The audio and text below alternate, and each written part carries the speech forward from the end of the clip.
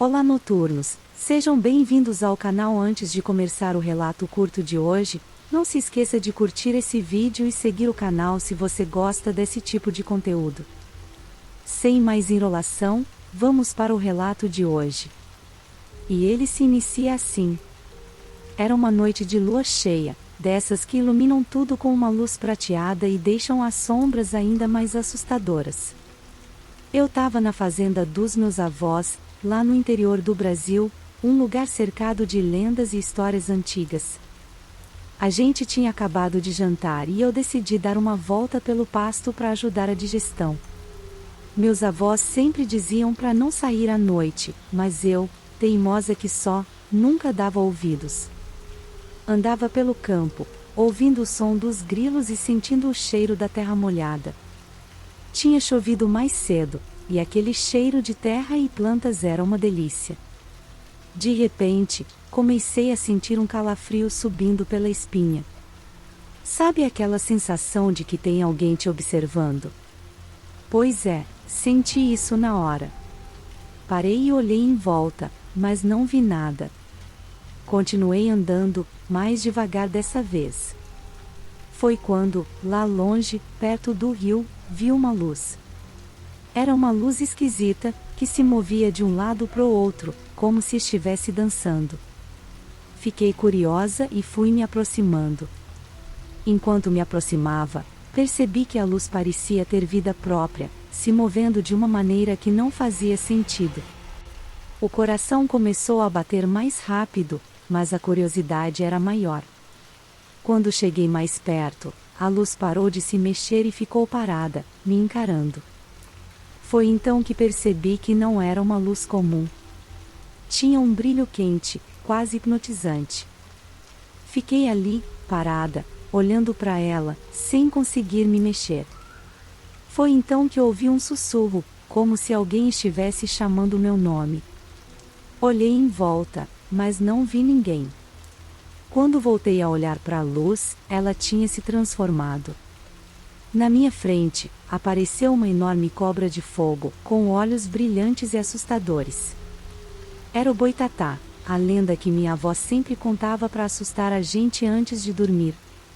Eu nunca acreditei muito nessas histórias, mas ali estava ela, bem na minha frente. A cobra começou a se mover, serpenteando pelo ar, e eu senti um medo paralisante.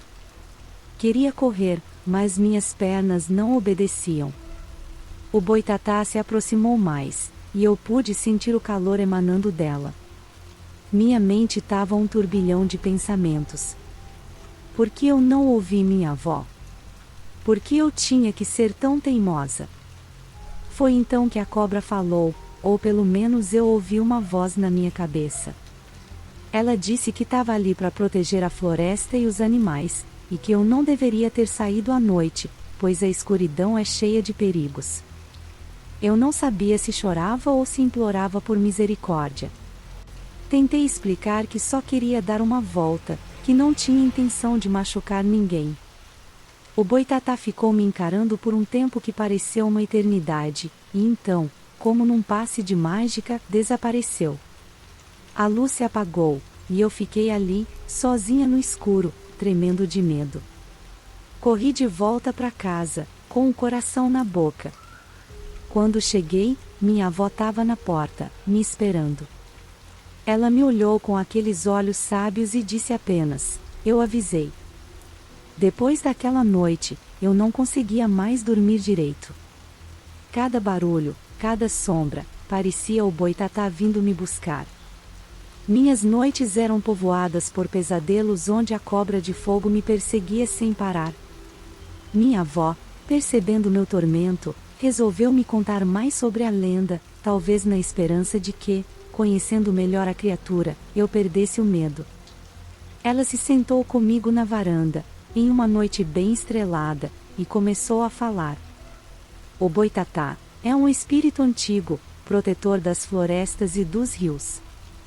Ele aparece na forma de uma cobra de fogo para assustar e punir aqueles que fazem mal à natureza. Mas ele não é apenas um guardião. Em algumas versões da lenda, o Boitatá é uma alma penada, uma pessoa que foi condenada a vagar eternamente por ter cometido algum pecado grave. Enquanto ela falava, eu podia sentir a seriedade em suas palavras. Aquilo não era apenas uma história para ela, era algo real. Minha avó continuou. Dizem que o boitatá consegue ler o coração das pessoas. Ele sabe quando alguém tem intenções malignas e não hesita em atacar para proteger o que é sagrado. Mas se ele sentir que você está arrependida, pode deixar você ir. Essas palavras me deram um pouco de alívio. Eu não tinha feito nada de errado, só era teimosa e curiosa. Talvez, pensei, o boitatá tivesse percebido isso. Mesmo assim, a memória de seus olhos brilhantes me perseguia. No entanto, a vida tinha que continuar, e eu tentava, de todas as formas, voltar à normalidade. Os dias passaram, e eu evitava ao máximo sair à noite. Mas uma coisa começou a me intrigar. Eu ouvia conversas dos vizinhos sobre a presença do boitatá em outras fazendas.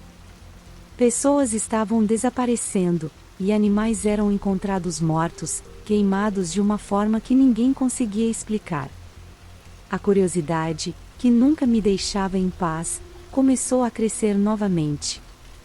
Uma noite, enquanto todos dormiam, decidi que precisava entender melhor o que estava acontecendo. Peguei uma lanterna e saí de casa, prometendo para mim mesma de que seria apenas uma olhada rápida. Caminhei em direção ao rio, o mesmo onde tinha visto o boitatá pela primeira vez. O lugar estava silencioso demais, e isso me dava arrepios. Mesmo com a lanterna, as sombras pareciam dançar ao meu redor. De repente, ouvi um sussurro, suave, quase imperceptível. Meu coração disparou. Era a mesma voz que eu ouvi naquela noite. Segui o som, mesmo com o medo apertando meu peito.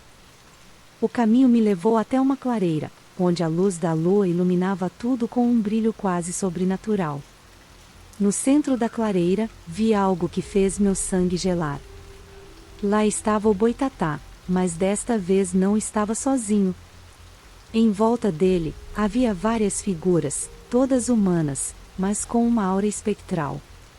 Eram as almas daqueles que, de alguma forma, tinham desrespeitado a natureza. Eles estavam presos ali, condenados a vagar eternamente ao lado da cobra de fogo. A visão era aterrorizante, mas ao mesmo tempo, havia uma espécie de beleza trágica naquilo tudo. O boitatá se virou para mim, e seus olhos brilhantes encontraram os meus. Eu estava paralisada, incapaz de me mover ou falar.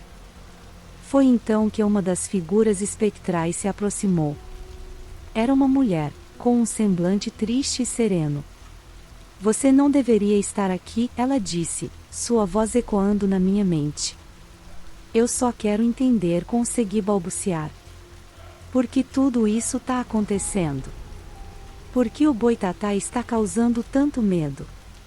A mulher espectral olhou para o boitatá, e ele assentiu levemente. Então, ela começou a explicar. O equilíbrio da natureza foi quebrado. As pessoas estão destruindo as florestas, poluindo os rios, matando os animais. O boitatá é o guardião, e ele está tentando restaurar o equilíbrio. Mas seu poder é limitado, e ele só pode agir quando a destruição é extrema. As palavras dela fizeram sentido. A destruição ambiental estava em todo lugar, e talvez o boitatá fosse uma manifestação do desespero da natureza. Mas e as pessoas desaparecidas? Perguntei. E os animais mortos? Algumas pessoas são levadas para aprender, ela disse. Outras são punidas. E os animais, eles são vítimas da ignorância humana. O boitatá tenta protegê-los, mas nem sempre consegue. Aquela revelação me deixou atordoada. Eu nunca tinha pensado na lenda dessa forma. O boitatá não era apenas um monstro, ele era um protetor, uma última linha de defesa da natureza contra a destruição humana. O que eu posso fazer? Perguntei, desesperada para ajudar de alguma forma. Respeite a natureza, respondeu a mulher espectral.